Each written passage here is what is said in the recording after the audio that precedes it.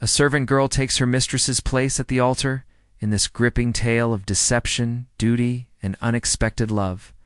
When Anna steps into Lady Celeste's wedding dress, she'd never imagined the cold Lord Rowan would see right through her disguisier, that their marriage of convenience would ignite something neither could control. Asterisk. Let's begin another story where emotions, secrets, and fate collide. Asterisk, asterisk, the wedding dress hung like a ghost in Lady Celeste's chamber, ivory silk catching the pale morning light that filtered through diamond-paned windows. Anna Hartwell pressed her palm against the cool glass, watching the carriages arrive at Warwick Manor below. In 3 hours, this dress would carry someone down the aisle of All Saints' Chapel, but it wouldn't be Lady Celeste. You're certain about this? Anna turned to find her mistress standing in the doorway, already dressed in traveling clothes, a leather satchel clutched in her white-knuckled grip. I cannot marry him, Anna. I simply cannot. Celeste's voice broke on the words.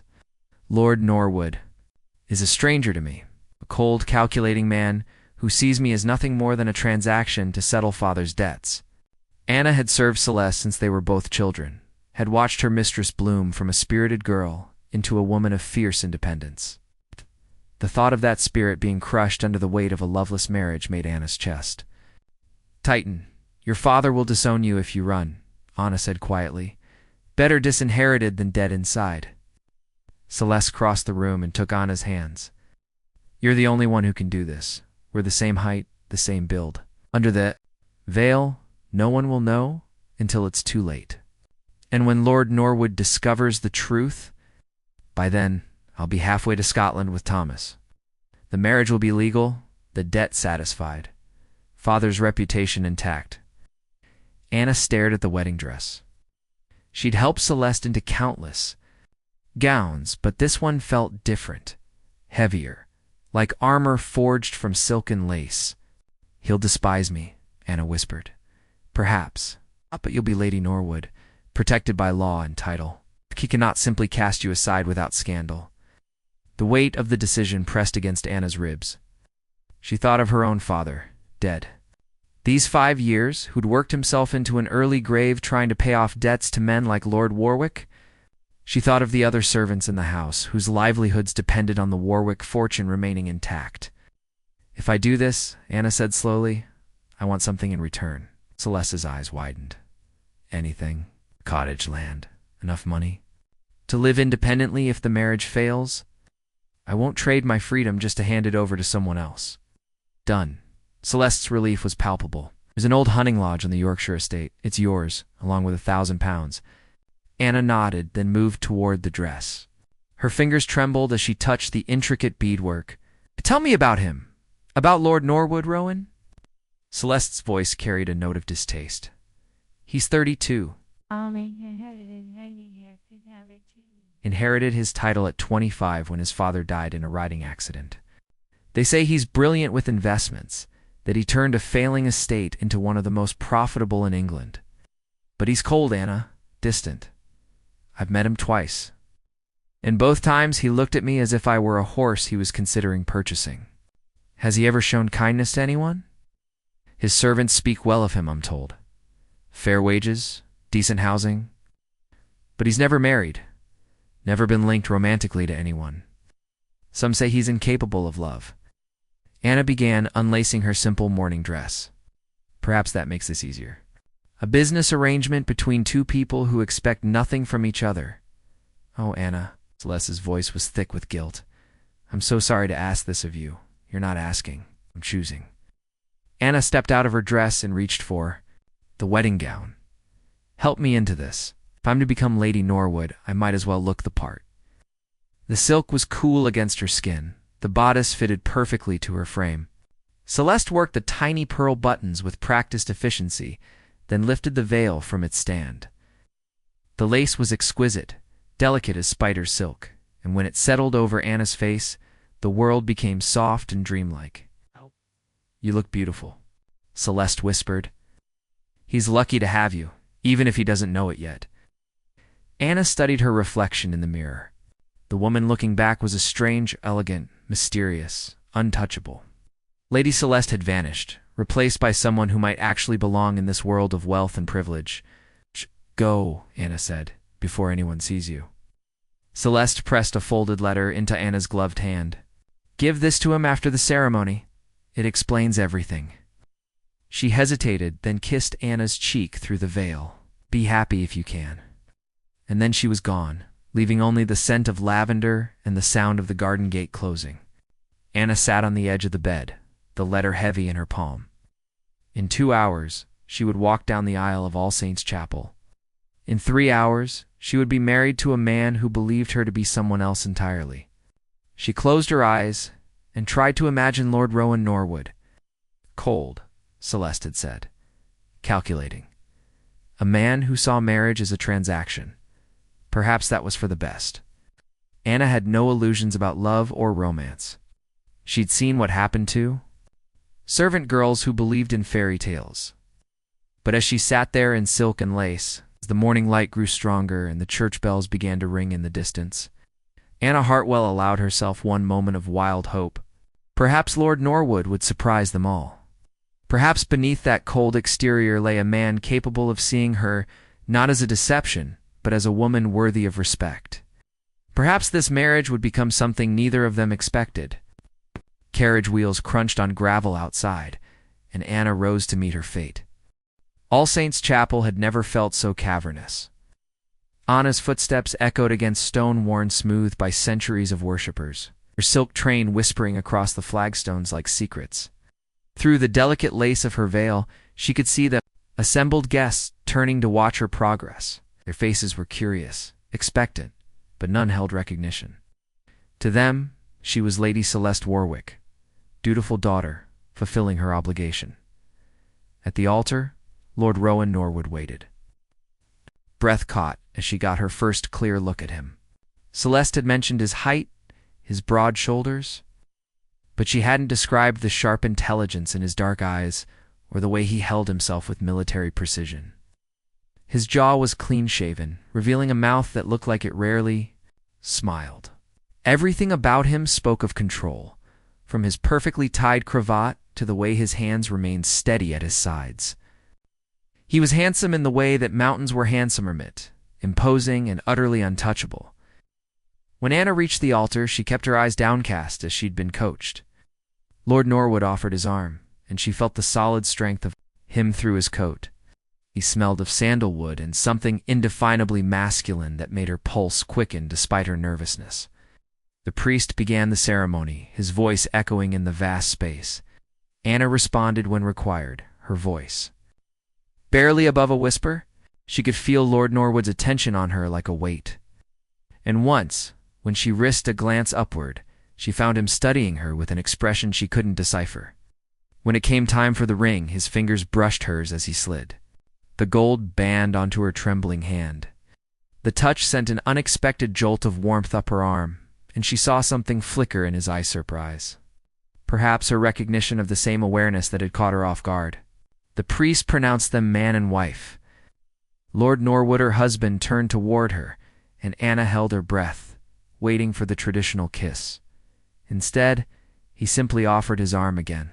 Add relief, and something that might have been disappointment Ward in her chest as they walked back down the aisle together. The carriage ride to Norwood Hall passed in absolute silence. Anna sat across from her new husband, acutely aware of how he seemed to fill the small space. His presence was magnetic, in a way that unsettled her. She'd expected coldness, distance. She hadn't expected this crackling tension that made her skin feel too tight. Norwood Hall rose from the Yorkshire moors like something from a Gothic novel, all grey stone and tall windows that caught the afternoon light. It was beautiful and forbidding in equal measure, much like its master, that the staff had assembled in. The front hall to greet their new mistress, a line of curious faces that Anna nodded to politely while keeping her veil in place. Show Lady Norwood to her chambers, Lord Norwood instructed the housekeeper. A stern-faced woman named Mrs. Blackwood. She'll want to rest before dinner. But as Anna moved toward the stairs, his voice stopped her. Actually, Mrs. Blackwood, perhaps you could see to the unpacking. Hey, Norwood and I have matters to discuss. Anna's heart hammered against her ribs as she followed him up the grand staircase and down a hallway lined with portraits of Norwood ancestors.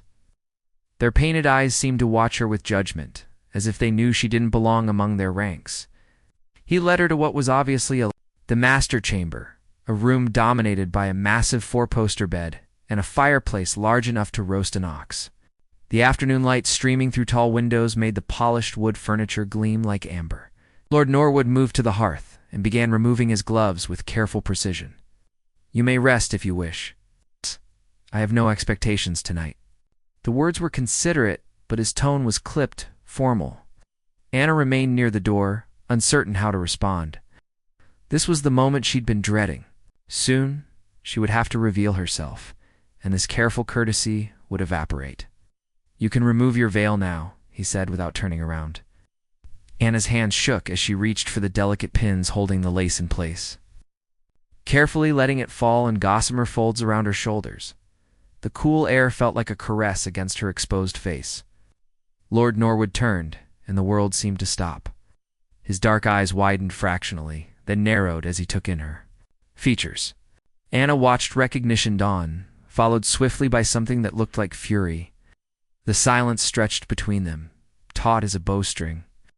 "You are not Lady Celeste Warwick," he said at last, his voice low and deadly quiet. "What?" Lifting her chin, despite the fear coursing through her veins. "I am not." "Then who, precisely, are you?" "Anna Hartwell, Lady Celeste's maid." The muscle in his jaw ticked. "Her maid," he said the words as if they tasted bitter. "And where, may I ask, is my actual bride? Gone? To Scotland?" Anna reached into her reticule and withdrew Celeste's letter with hands that trembled only slightly. "She left this for you." Lord Norwood took the letter but didn't open it immediately. Instead, he studied Anna with the intensity of a predator, evaluating prey. "Do you have any idea what you've done?" "I've prevented the financial ruin of 2 families. The marriage contract is legal. The debt is satisfied. You've committed fraud." His voice was silk over steel. "You've made me party to a deception that could destroy both our reputations. Lady Celeste couldn't go through with the marriage. She loves someone else, and that gives her the right to send her servant in her place.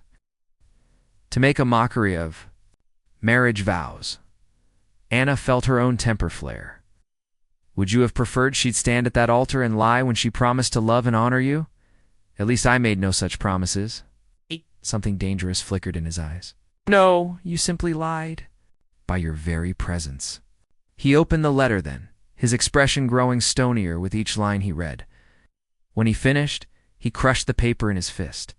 "She writes that you volunteered for this charade, that you insisted upon it, even—" His gaze raked over her. "Why?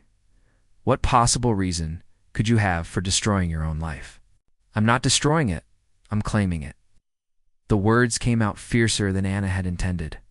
"Do you think I haven't watched what happens to women like me? We serve until our backs break, then die in poverty. At least now I have legal protection." "Legal protection." He laughed, but there was no humor in it. "You think the law will save you when this deception is discovered? When society learns that the Earl of Norwood married a servant under false pretenses? Then don't let them discover it." The boldness of her own words shocked Anna, but she held his gaze steadily. Lord Norwood stared at her for a long moment, and she could almost see the calculations happening behind his eyes.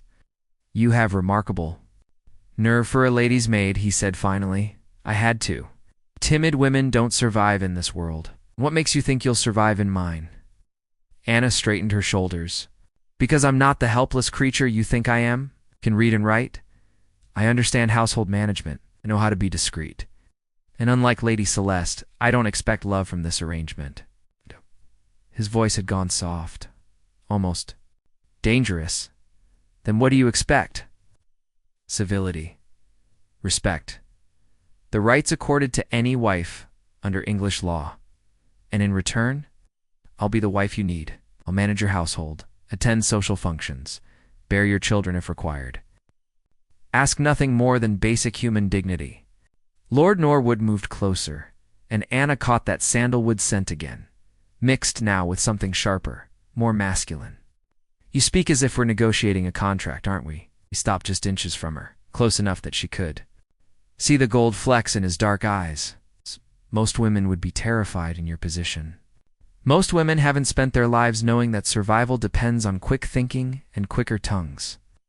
And if I refuse this bargain, if I have the marriage annulled? Anna's heart clenched, but she kept her voice steady. Then you'll have to explain to the world why the Earl of Norwood couldn't tell his own bride from her servant. How long do you think it would take for that scandal to reach London? The silence that followed was electric with tension. Lord Norwood searched her face, as if looking for cracks in her composure. Anna met his gaze unflinchingly, even as her pulse hammered in her throat. Finally, he stepped back. You play a dangerous game, Anna Hartwell. It's Lady Norwood now, isn't it? His smile was sharp as a blade. Yes, I suppose it is. 3 weeks into their marriage, Anna had learned to navigate Norwood Hall like a ship in treacherous waters. Lord Rowan, though she'd never dared use his given name, maintained a careful distance that felt more like a siege than mere coldness. He was polite at meals, courteous when they encountered each other in the halls, and utterly unreachable in every way that mattered. But Anna was nothing if not observant. She noticed how he lingered over his coffee when she played piano in the evenings, though he never commented on her music. She saw how his eyes followed her when she worked in the garden, arranging the late autumn roses with the same precision she'd once used to dress Lady Celeste's hair. And she felt the weight of his attention like a physical thing whenever they shared the same space. It was during the 4th week that everything changed. Anna was in the library, a room she'd claimed as her sanctuary. The afternoon light slanted through tall windows, illuminating thousands of leather-bound volumes that lined the walls from floor to ceiling. She'd been reading books with the hunger of someone who'd been denied such luxuries for most of her life when Rowan appeared in the doorway. You read, he said, and there was something like surprise in his voice. Anna looked up from her copy of Pride and Prejudice, marking her place with a finger. Did you expect me to be illiterate? Most servants cannot read beyond their own names. I'm not most servants. She set the book aside and rose, smoothing her skirts. The gown she wore was one of Celeste's cast-offs, altered to fit her smaller frame. It was a deep blue wool that brought out the color of her Isa, detail she'd noticed Rowan cataloging during their silent dinners. He entered the library fully, moving with that controlled grace that marked everything he did. Where did you learn? The local vicar taught me when I was small. My father insisted on it, despite my mother's protests. He said knowledge was the only inheritance he could give me that no one could steal. A wise man he was. Anna felt the familiar pang of loss. He died believing that education would lift me above my station. I'm not sure he would approve of the method I've chosen. Rowan's laugh was soft, unexpected. I doubt any father would approve of his daughter marrying under false pretenses. And yet here we are. Indeed. He moved to the window, gazing out. At the moors that stretched endlessly toward the horizon, Mrs. Blackwood tells me you've been reorganizing the household accounts. Anna tensed. Had she overstepped? The ledgers were in disarray. I thought I could help. You found the discrepancies. It wasn't a question. Anna nodded slowly. Your previous steward was embezzling. Small amounts, spread over several years, but significant in total. How much? Nearly 300 pounds. Rowan turned to face her, and Anna was surprised to see approval in his expression. You have a head for figures. Numbers don't lie. Unlike people. Present company accepted, of course. The words stung, though Anna tried not to show it. If you wish to dismiss me from managing the accounts, on the contrary, I'm impressed. He moved closer, and Anna felt that familiar flutter of awareness. You've accomplished in 3 weeks what my previous steward failed to notice in 3 years. Perhaps he didn't want to notice. Perhaps Rowan's eyes searched her face. Tell me, Anna, how many other talents have you been hiding? The question hung between them, loaded with implications. Anna felt heat climb her cheeks. I don't understand, don't you? He was close enough now that she could see the fine lines around his eyes, the way his pupils had dilated slightly. A woman who reads Greek philosophy, plays piano like a virtuoso, manages accounts with the skill of a London banker, and speaks with the wit of a duchess. Yet she entered my house as a lady's maid. Circumstances of birth have less bearing on character than one might suppose. His voice had dropped to a near whisper. I've known duchesses who couldn't balance a household budget if their lives depended on it. Yet here you are, a servant's daughter, proving more capable than half. The peers in Parliament? Anna's breath caught. Was he complimenting her? The careful distance he'd maintained suddenly felt charged with something dangerous. Lord Norwood, my name is Rowan. His hand lifted as if to touch her face, then fell to his side. I think, given our circumstances, we might dispense with formality in private, Rowan. The name felt strange on her tongue, intimate in a way that made her pulse quicken. There's something else, he said, stepping back as if remembering himself. Lady Pemberton has invited us to her autumn ball next week. Our first social engagement as husband and wife. Anna's stomach dropped. I can't. You'll know immediately that I'm not. You underestimate yourself. Rowan's tone was matter-of-fact. You carry yourself like nobility now. Speak like it. Your education shows in every gesture. But what if someone recognizes me? What if Lady Celeste? Lady Celeste is in Scotland, presumably married to her lover. By now. And even if someone did recognize you, what would they say? That the Earl of Norwood's wife bears a striking resemblance to the Warwick family's former maid? Hardly scandalous. Anna shook her head. I don't know how to navigate society. The rules, the expectations I'll teach you. The words hung in the air between them. Anna stared at him, searching for some sign that he was mocking her. Instead, she found something that looked almost like determination. Why? She asked. Why help me? You could send me away. Claim the marriage was never consummated. You could be free of this deception. Could I? His smile was rueful. Could I? I'm beginning. To think freedom is overrated. That evening, their first lesson began in the drawing room. Rowan had insisted on demonstrating proper curtsy form. It's a correct way to address various ranks of nobility, the art of meaningful conversation without saying anything of substance. The key, he explained, adjusting her posture with hands that lingered just a moment longer than necessary, is to listen more than you speak. Ask questions that allow others to talk about themselves. People will think you brilliant if you simply let them believe they are. Anna tried to concentrate on his words, but his proximity was making it difficult to think clearly.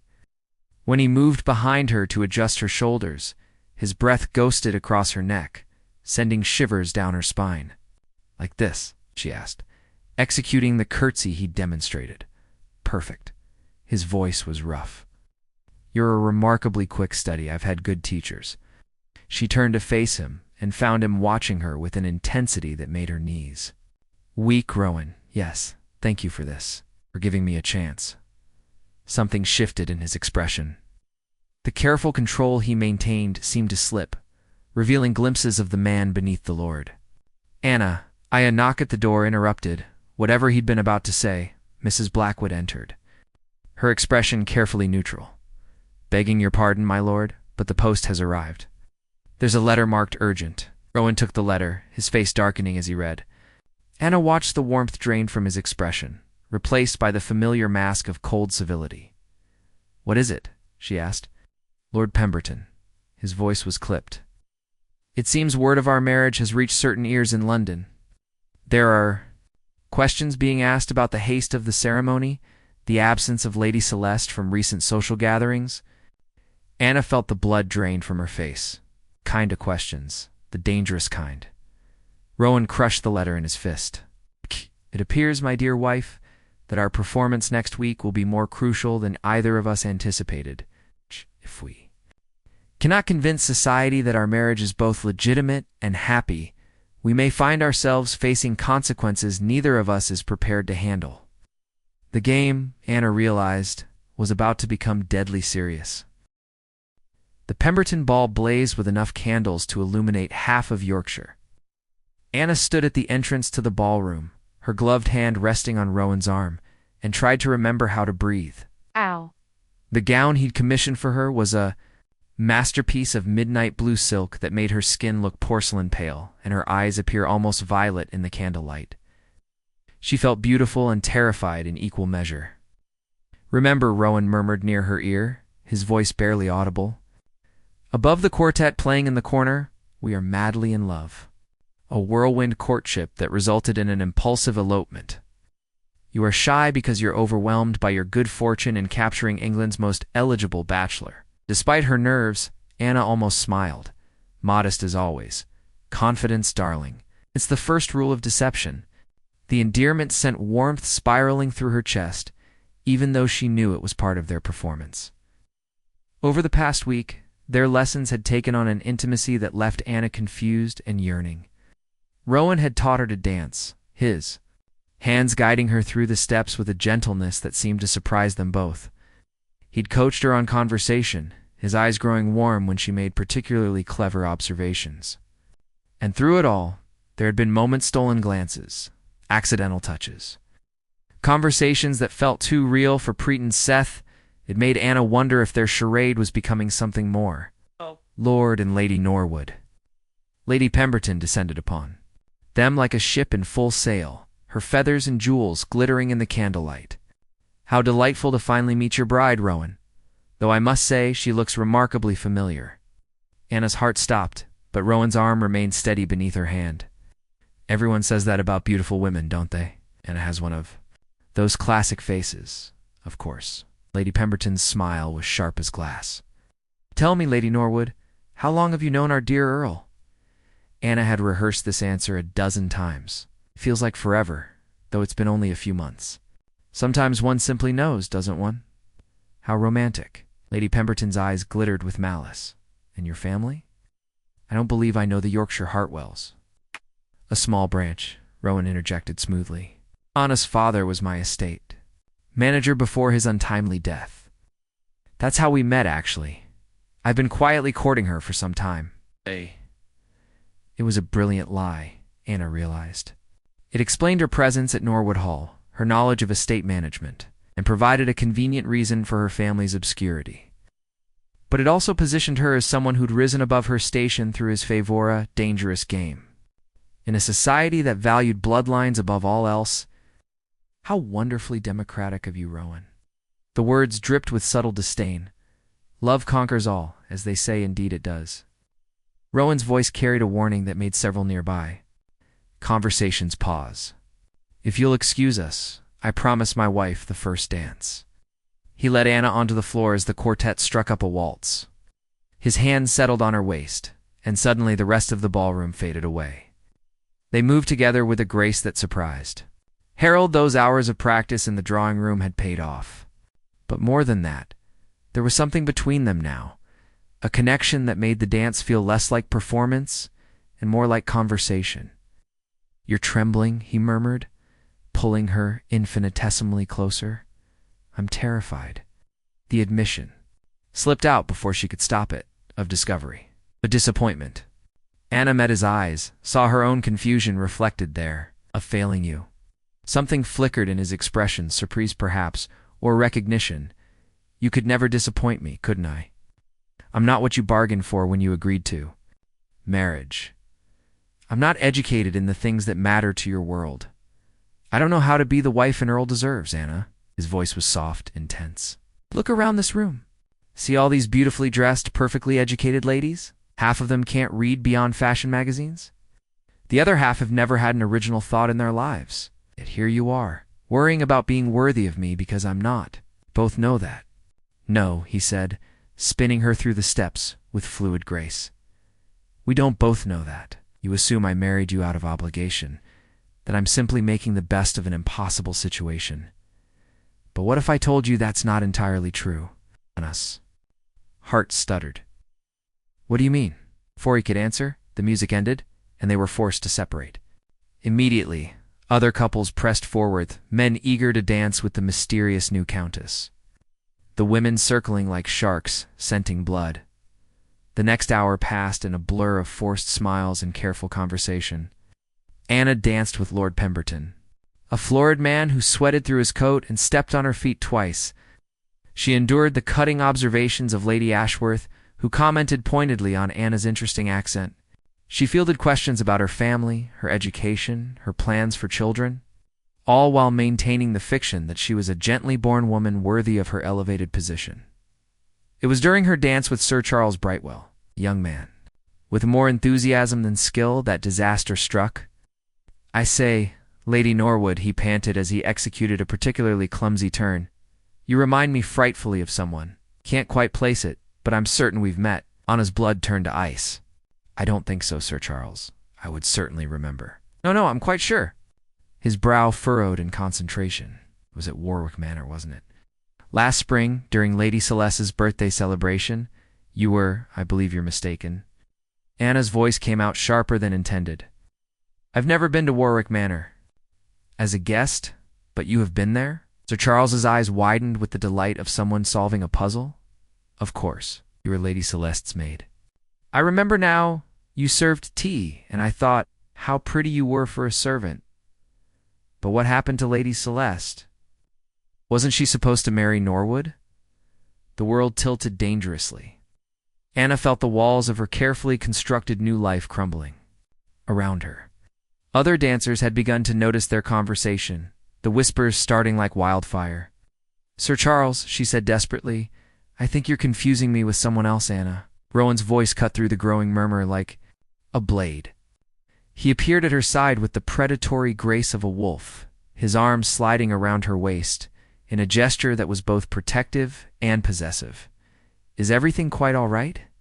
Sir Charles opened his mouth, but before he could speak, Rowan continued with silky menace. "I do hope Sir Charles hasn't been boring you with one of his hunting stories. Does tend to embellish them terribly." "Actually, I was just telling Lady Norwood, yes, I heard." Rowan's smile was sharp enough, too. "Cut glass. How fascinating that you believe you recognize my wife. Though I suppose all beautiful women must look alike to a man of your limited observation skills." The insult was delivered with such aristocratic disdain that Sir Charles actually took a step backward. Around them, the other guests began to murmur some. In shock at Rowan's public cruelty, others in amusement at seeing the pompous young baronet put in his place. "Now see here, Norwood, no. You see here?" Rowan's voice carried the authority of generations of noble breeding. "You will apologize to my wife for your impertinence, and then you will remove yourself from her presence, permanently." Sir Charles's face had gone an alarming shade of purple, but he was no match for an earl's cold fury. That is Lady Norwood? I beg your pardon, if I gave offense?" Anna managed a gracious nod, though her heart was hammering so hard she was certain everyone could hear it. "Of course, Sir Charles. Think nothing of it." The young man slunk away, and gradually the other guests returned to their conversations. But Anna could feel the weight of curious stares, hear the whispered speculation. The damage was done. "We need to leave," she whispered to Rowan. "Not yet. If we flee now, it will only confirm suspicions." His hand tightened on her waist. "One more dance, then we'll make our excuses." The waltz that followed was torment. Anna could barely concentrate on the steps, too aware of the eyes watching them, the conversations that paused as they passed. When it finally ended, Rowan led her to where Lady Pemberton held court near the refreshment table. "Such a lovely evening," he said with perfect courtesy, "but I'm afraid we must take our leave. Anna has been feeling a bit unwell. Oh dear." Lady Pemberton's concern was transparently false. "Nothing serious, I hope." Rowan's smile was devastatingly charming. Just the usual symptoms one might expect from a new bride. The implication hung in the air like insentientimate, scandalous, and completely diverting attention from Sir Charles's accusations. How wonderful. Lady Pemberton clapped her hands together. "You must take excellent care of her, Rowan. I intend to." The carriage ride back to Norwood Hall passed in crushing silence. Anna stared out the window at the dark moors, fighting back tears of humiliation and fear. She'd failed. Despite all of Rowan's coaching, all her careful preparation, she'd been exposed by a foolish young man with a good memory. Anna Rowan's. The voice was gentle in the darkness. "Don't. Out." She couldn't look at him. "Please don't say it's all right, because we both know it isn't. Sir Charles will tell everyone what he remembered. By tomorrow, all of London will know that the Earl of Norwood married his wife's maid. Will they?" Something in his tone made her turn toward him. In the dim light filtering through the carriage windows, His expression was unreadable. What do you... You mean Sir Charles is known for his creative interpretation of events? He once claimed to have personally led a cavalry charge at Waterloo, despite being 12 years old at the time. His credibility in society is somewhat questionable. What if people believe him? Then we'll deal with it. Rowan leaned forward, his eyes intense in the darkness. Anna, there's something I need to tell you. Something I should have said weeks ago. Her heart clenched. You're going to send me away. God, no. The vehemence in his voice surprised them. Both. The opposite, actually. He ran a hand through his hair, destroying its perfect arrangement. I've been lying to you, well, to myself. This marriage, this arrangement, had stopped being about duty or obligation weeks ago. Anna's breath caught. I don't understand. When I first saw you at the altar, when I realized you weren't Celeste, I was furious. Not just because of the deception, but because he struggled with the words. Because I felt cheated. I cheated at the chance to court you properly, to win your affection honestly. Rowan, I've been watching you, Anna. Watching you transform my cold house into a home. Watching you handle the servants with kindness, manage the accounts with brilliance, face down society matrons with courage I can barely comprehend. And somewhere in the midst of all that watching, I fell in love with you.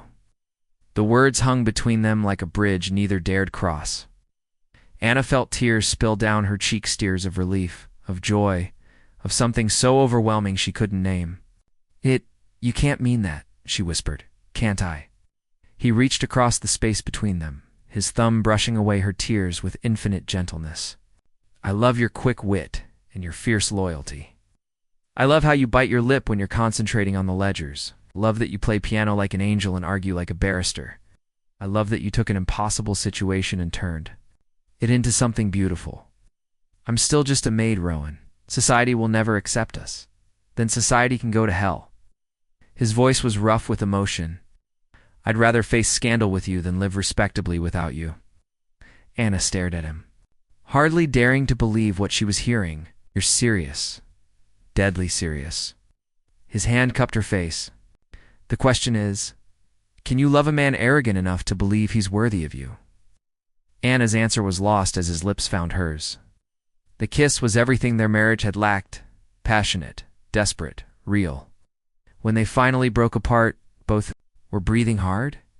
Is that a yes? Rowan asked, his forehead resting against hers. It's a yes to everything, Anna whispered. To love, to scandal, to whatever comes next. As long as we face it together. The carriage pulled up to Norwood Hall, but neither of them moved to get out. They sat in the darkness, holding each other, knowing that tomorrow would bring new challenges. But for the first time since their wedding day, Anna felt truly hopeful. Whatever society might say, whatever scandals might unfold, she was no longer alone. She had found something more valuable than title or fortune. She had found love.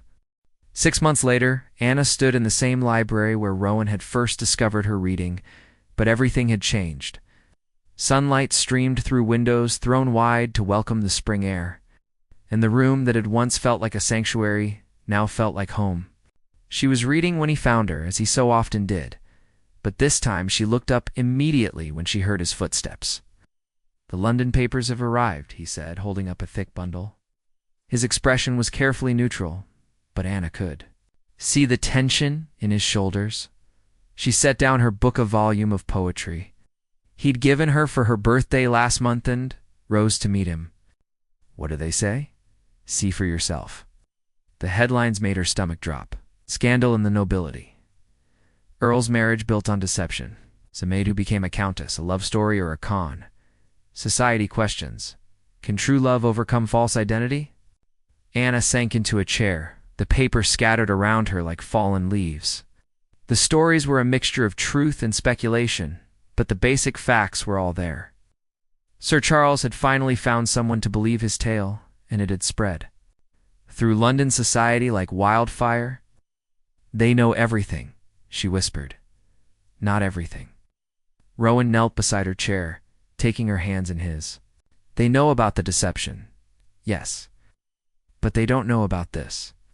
He pressed her palm against his chest, where his heart beat strong and steady. They don't know that I wake up every morning grateful that fate conspired to bring you into my life. They don't know that I've never been happier than I am with my scandalous wife." Anna felt tears prick her eyes. The past 6 months had been the most wonderful of her life. Their marriage had become everything she'd never dared dream. A partnership, built on mutual respect, shared laughter, and a love that grew stronger with each passing day. But she'd always known this moment would come. Your reputation will survive. Mine, at least. But yours. He lifted one of her hands to his lips, pressing a gentle kiss to her palm. "I won't lie to you, Anna. This will be difficult. Society can be cruel to those who don't fit their narrow definitions of propriety. Perhaps I should leave.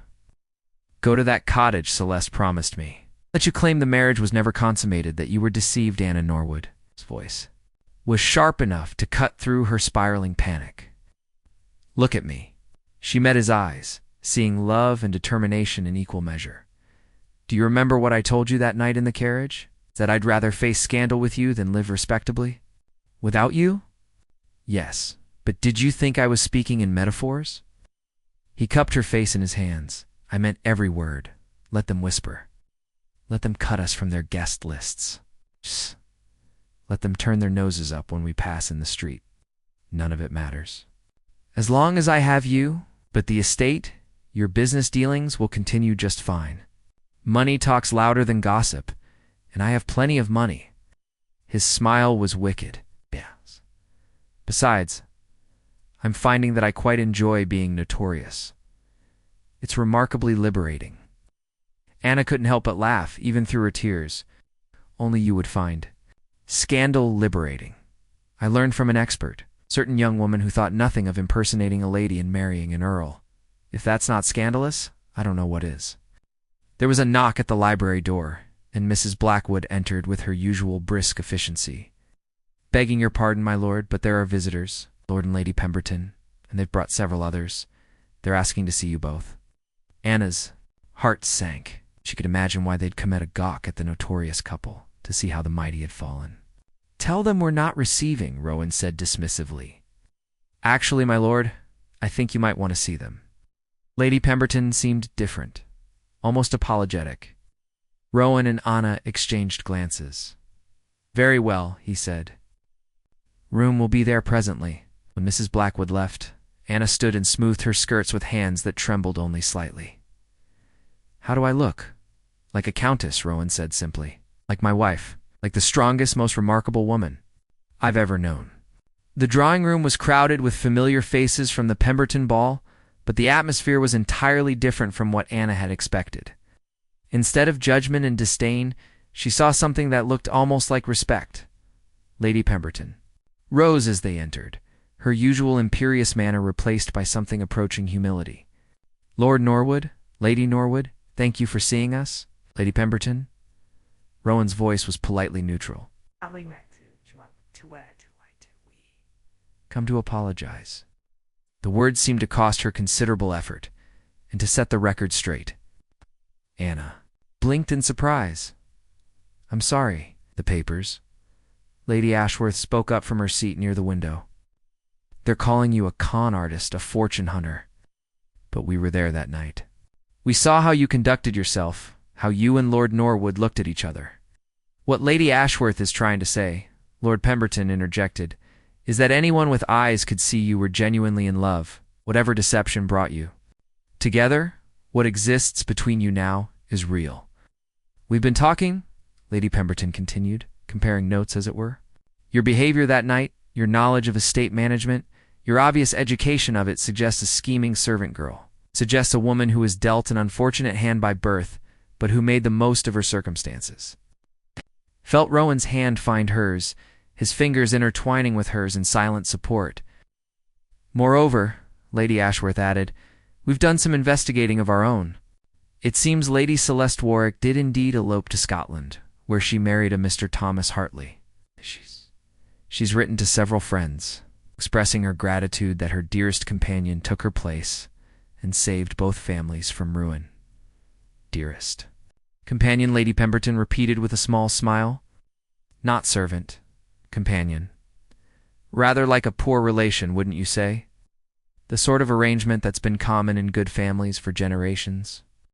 Anna stared at them, hardly daring to believe what she was hearing.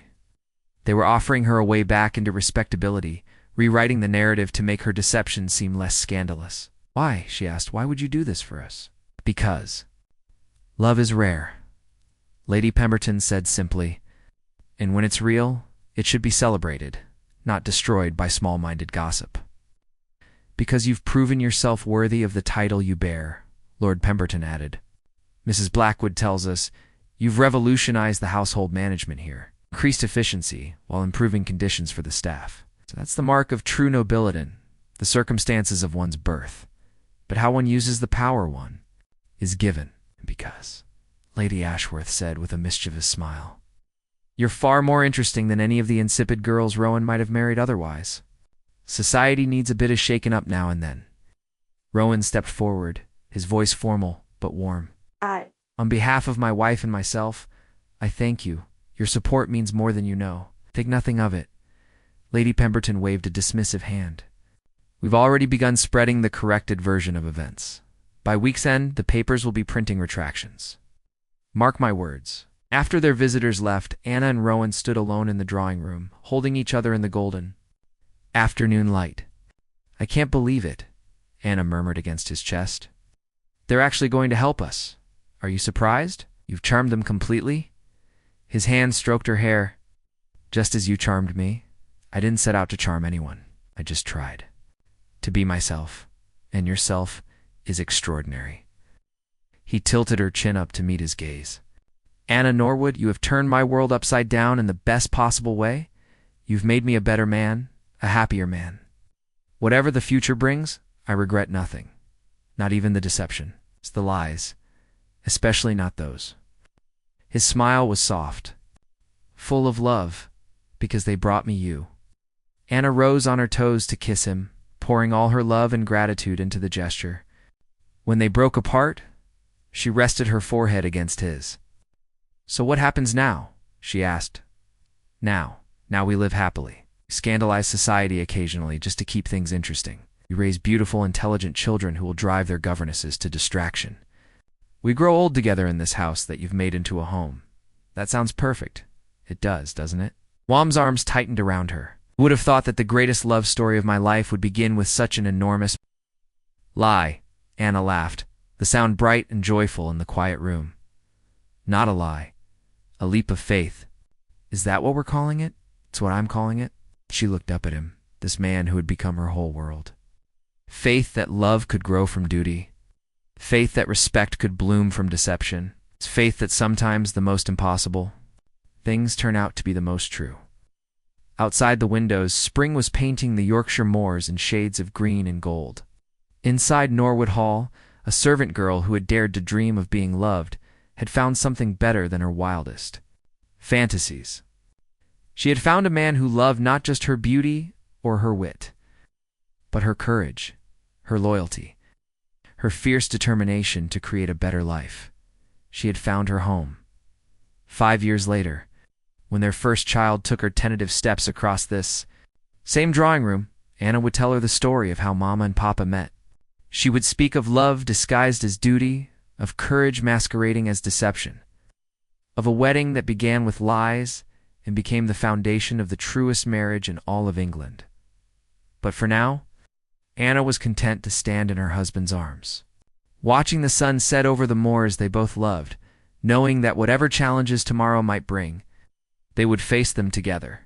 She was no longer Anna Hartwell, the servant girl who dreamed of something more.